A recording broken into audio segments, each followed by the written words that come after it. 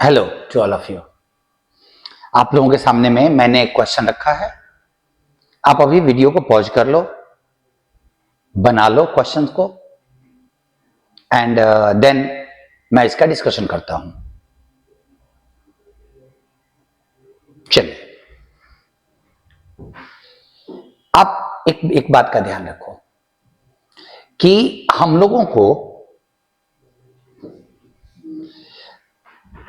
कोई भी structure independently completely हमें नहीं मिलता। शुरुआत के लेवल पे जो आपने स्ट्रक्चर पढ़ा है वो कभी नहीं मिलता।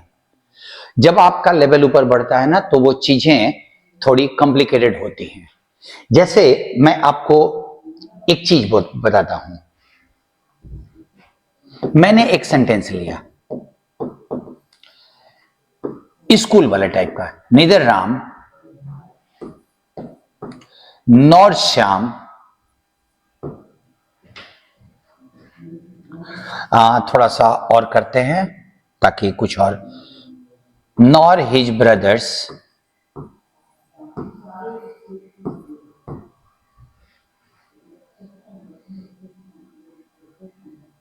was able to lift the box। अब इस सेंटेंस को आप ध्यान दो। मैंने एक स्कूल टाइप का मैंने सेंटेंस लिखा, neither Ram nor his brothers was able to lift the box. अब इसमें एक रूल तो सिंटेक्स का पार्ट चला जाता है कि अगर आपके पास दो कंपाउंड सब्जेक्ट, दो सब्जेक्ट्स नीदर नॉर इधर और not only but also say जुड़े हुए हैं, तो इस वर्ब का सब्जेक्ट नॉर और या बट ऑल्सो के बाद वाला माना जाता है। ये आप जानते होंगे, ये आप जानते हो। तो यहां पे चूंकि सब्जेक्ट इस सेंटेंस का नीदर नॉर है, नॉर के बाद वाला है, इसीलिए वॉज की जगह पे वेयर हो जाएगा। मैं फिर बोल रहा हूं कि ये रूल हम लोगों का बहुत पॉपुलर है, आप में से मैक्सिमम लोग जानते होंगे।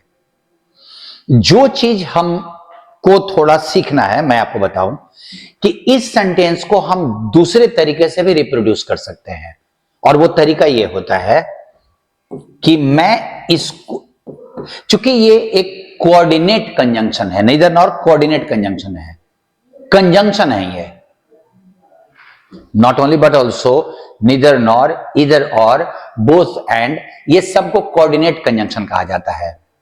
और कोऑर्डिनेट कंजंक्शन के साथ ये चारों के साथ क्या रूल है कि आप दोनों के बाद एक एक कंप्लीट सेंटेंस रख सकते हो। जैसे neither Ram was able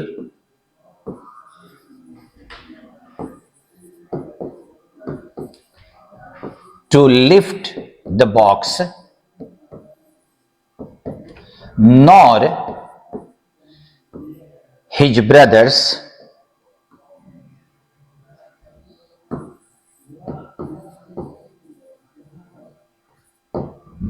were able to lift the box। आप ऐसे भी लिखो, कोई दिक्कत नहीं है, कोई भी दिक्कत नहीं है।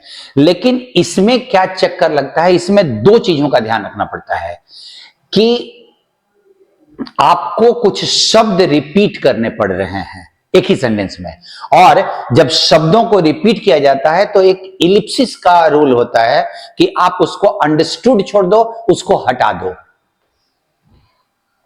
और आपका यहां पे able to lift the box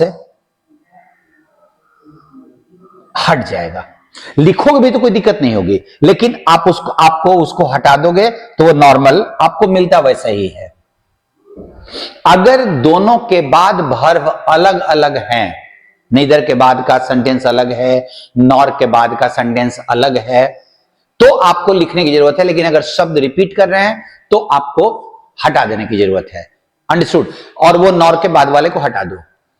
दूसरा एक रूल होता है, वो ये है कि अगर नेगेटिव एडवर्ब से सेंटेंस शुरू हो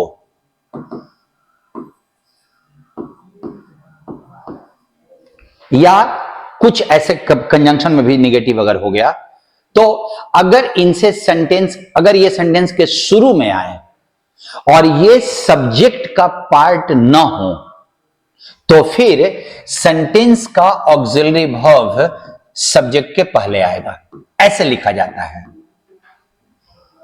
निगेटिव वर्ब या कंजंक्शन भी अगर ऐसे आते हैं तो। अब आप अगर इस सेंटेंस को देखो तो इस सेंटेंस में एरर हो गया। हमने नेगेटिव से सेंटेंस शुरू किया, तो रूल ये है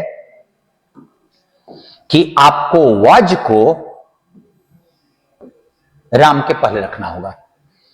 सेंटेंस बनेगा neither was Ram able to lift the box, और सेम चीज तुमको नॉर के बाद करना है। Nor were his brothers, able to lift the box as it is रह जाएगा, वो सेकंड वाले में छुपा हुआ है। तो ये सेंटेंस कंप्लीटली सही होगा, neither was Ram able to lift the box nor were his brothers.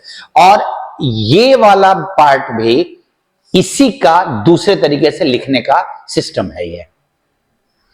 अब अगर ये रूल तुमको समझ में आया तो जरा इस सेंटेंस पे नजर डालो, ध्यान दो।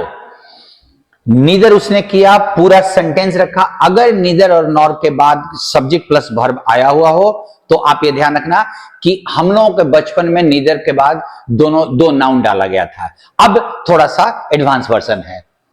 तो फिर neither did they have a discussion before implementing the plan, ये एक्चुअली सेंटेंस था they had, subject plus verb था। अब हैड में से हम अगर ऑक्सिलरी बाहर निकालेंगे तो वो तो डिड निकलेगा, और जब डिड निकलेगा तो इसका तो V1 हो जाता है ना। जैसे इट्स में से हम डू या डज बाहर निकाले और तब उसका V1 हो जाएगा, और हैड का फिर V1 हो जाता है नीदर डिड दे हैव, वही यहां लिखा हुआ है। तो तुम्हारा नॉर के बाद भी तो वही लगना चाहिए था।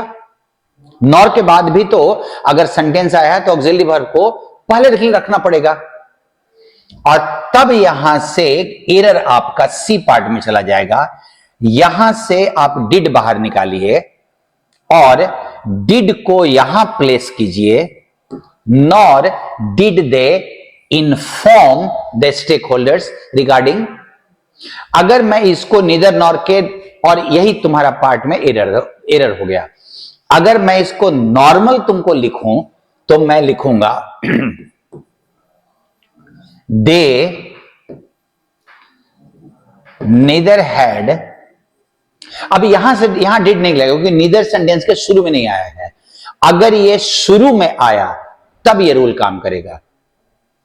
दे neither had a discussion before implementing the plan nor informed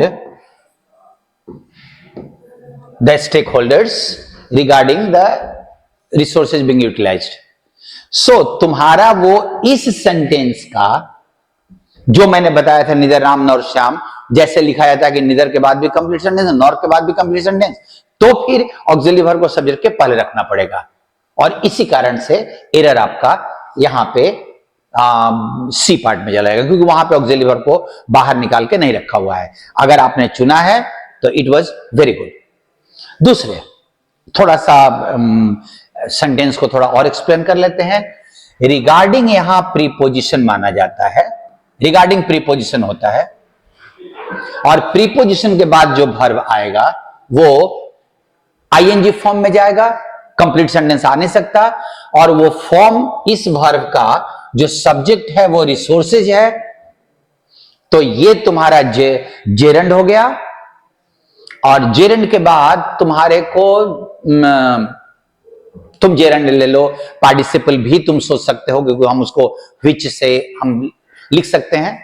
so gerund हो गया, उसके बाद ये पैसिव बनेगा क्योंकि जो तुम्हारा सब्जेक्ट है उसको करने वाला नहीं है, वर्ब का यूटिलाइज करने वाला सेंटेंस में नहीं है।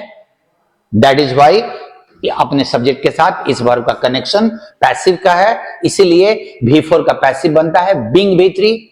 इसलिए यहां पे regarding the resources being utilised, ये तुम्हारा परेशानी खत्म हो जाएगा अगर तुम देखोगे कि रिगार्डिंग प्रीपोजिशन है और यूटिलाइज वर्ब को पैसिव बनाना पड़ेगा बिकॉज उसका डूअर नहीं दिया हुआ है। सो तुम्हारे पास इस सेंटेंस में और बाकी के सारे वर्ड तो जैसे देखो यहां प्रीपोजिशन के बाद इंप्लीमेंटिंग लगा है, वैसे इस प्रीपोजिशन के बाद ये जो वर्ब आया है वो तुम्हारा पैसिव चला गया।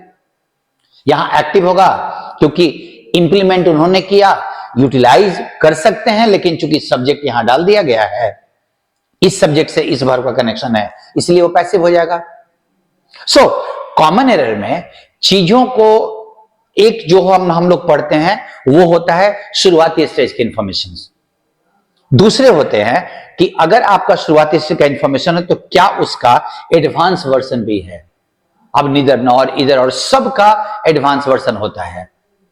और आपकी नजर में, क्योंकि अभी मैंने देखा सीजीएल के क्वेश्चंस को, मैंने देखा कॉमन एरर के काफी लंबे और कॉम्प्लिकेटेड दिए हुए थे और वो पक्का था कि इनिशियल स्टेज के नॉलेज से वो नहीं बनेगा, आपको हर रूल का एडवांस वर्जन देखना पड़ेगा।